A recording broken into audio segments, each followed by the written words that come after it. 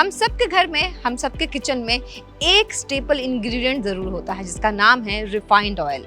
अब refined oil किसी का भी हो सकता है, मूंगफली का हो सकता है, सोयाबीन का हो सकता है, लेकिन होता तो वो रिफाइंड ऑयल ही है।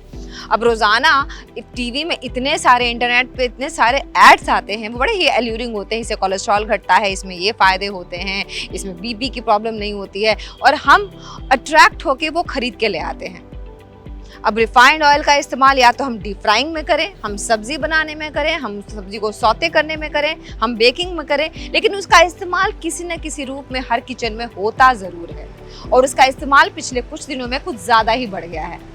अब उसका जो टेस्ट है वो भी न्यूट्रल होता है, इसीलिए अब चाहे पूड़ियाँ बनानी हो या सब्जियाँ बनानी हो, कोई फ़र्क नहीं पड़ता, तो हर जगह उसका इस्तेमाल एकदम ज़ोर तोड़ से हो रहा है। लेकिन क्या आप जानते हैं कि रिफाइंड ऑयल अगर आपने 1 महीने तक छोड़ दिया तो बहुत सारी बीमारियों से आपको मुक्ति मिल सकती है, क्योंकि रिफाइंड ऑयल बहुत सारी बीमारियों को जन्म देता है। रिफाइंड ऑयल में कुछ अनहेल्दी फैट्स होते हैं जिसकी वजह से बहुत सारी बीमारियाँ होती हैं, लेकिन इसको अगर 1 महीने तक हटा दिया अपने जीवन से, अपने किचन से, तो बहुत सारे फ़ायदे भी हो सकते हैं। तो चलिए इनके बारे में जल्दी से जान लेते हैं। सबसे पहली बात तो ये है कि अगर इसका इस्तेमाल नहीं किया जाए, क्योंकि इसमें ट्रांस फैट्स बहुत सारा होता है, सैचुरेटेड फैट बहुत होता है जो अनहेल्दी होता है, जो हमारे दिल के लिए, हमारे हार्ट के लिए बहुत ही ज़्यादा बुरा होता है।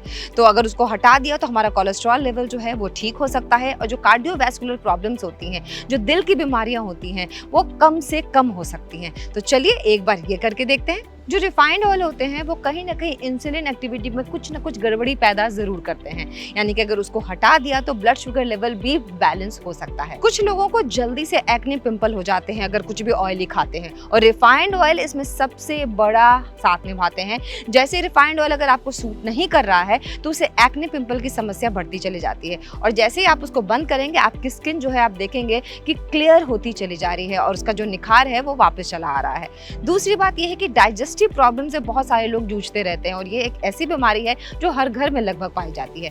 और ये होता कैसे है? रिफाइंड ऑयल में खूब तला भुना खा रहे हैं, मज़ेदार तरीके से, टेस्टी लग रहा है, समोसे खा रहे हैं, पूड़ियाँ तली जा रही हैं, आलू के पराठे खाए जा रहे हैं, और उसमें इस्तेमाल किया जा रहा है रिफाइंड ऑयल जिसमें बहुत सारा ट्रांस फैट है और बहुत सारा सैचुरेटेड फैट है, अनहेल्दी फैट है, जो हमारे हेल्थ के लिए बिल्कुल भी अच्छा नहीं है। तो डाइजेशन में भी ये प्रॉब्लम करता है, तो इससे भी इसको फायदा हो सकता है अगर डाइजेशन में अगर इसको हटा दिया जाए तो। एक और सबसे बड़ी समस्या जो इन सारी समस्याओं के साथ अपने आप चला आता है, और उसका नाम है मोटापा, अनहेल्दी फैट, जो हमारी बॉडी में चर्बी के रूप में जमा होता चला जाता है। फिर चाहे वो पेट की चर्बी हो, वो कूल्हे की चर्बी हो, लेकिन चर्बी आते ही हमारा पूरा शेप एंड साइज खराब हो जाता है। फिर बहुत सारी फिजिकल एक्टिविटी करनी पड़ती है, जो योगा एक्सरसाइज हम नहीं करते थे वो तो हमें करना ही चाहिए, लेकिन उसका जो इंटेंसिटी है वो बढ़ानी पड़ती है। बहुत सारी प्रॉब्लम्स होने लगती हैं, डॉक्टर के पास जाना पड़ता है, बीपी की शिकायत हो जाती है, और मोटापा अगर आ गया तो वैसे ही 10 बीमारियों को अपने साथ लेता हुआ चला आएगा। ये तो हम सब जानते हैं कि एक मोटापा